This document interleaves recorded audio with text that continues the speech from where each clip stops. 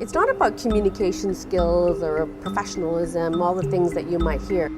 It's pretty competitive. It's very hard to get a position. There are more applicants, more population, and still great shortage for doctors. People want to come and work here.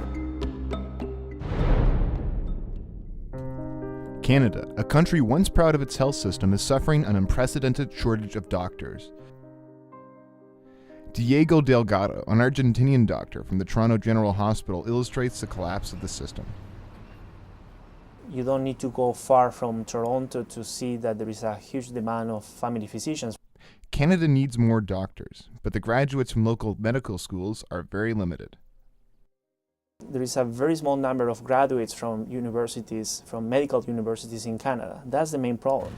We have about 900 fellowship positions. That's a lot of positions, but you might have 15,000 people competing for those positions.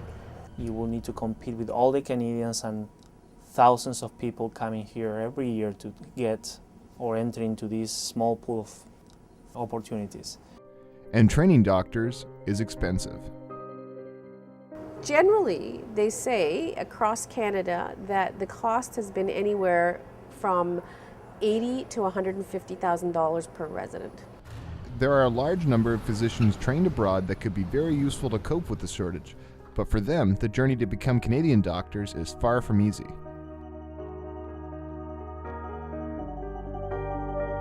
There are thousands of great physicians walking in the streets in Toronto or doing things that they shouldn't be doing.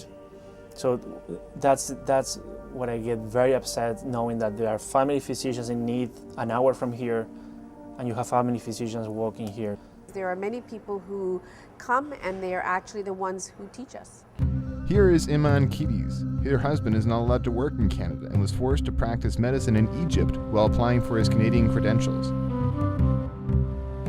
They don't offer any training. Even doctors, international medical graduates, are willing to pay for their training to the Canadian system. I know cases of oncologists or cardiologists that they are coming here and they're doing research or they work as research coordinators trying to gather data from patients.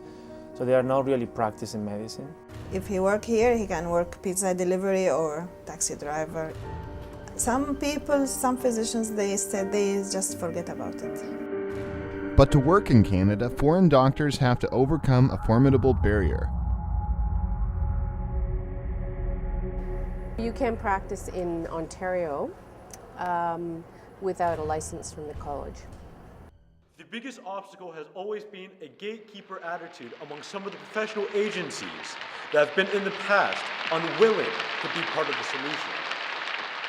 At the end, the colleges are the regulating system for the health system here in Canada. So the college is like the gatekeeper, the CPSO, right? They give you the ticket. Attitudes toward the foreigners also seems to be a factor. There tends to be an attitude about people who come from away, and you have to, I mean, I'm from an immigrant family, and my mother always said you had to work 5 times harder to convince people that, you were good. They don't want them, it's very clear. If you want to practice here, it will take the process a few years and spending a lot of money to take all the exams.